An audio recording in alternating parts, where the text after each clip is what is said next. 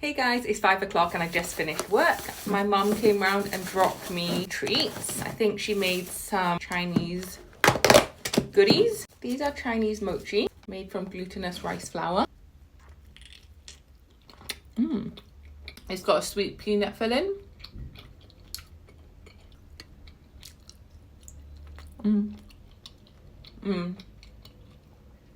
That's my favorite texture.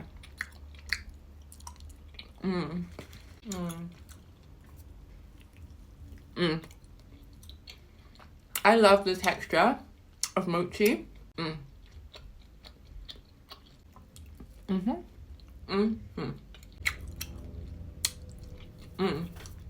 like these little pink papers.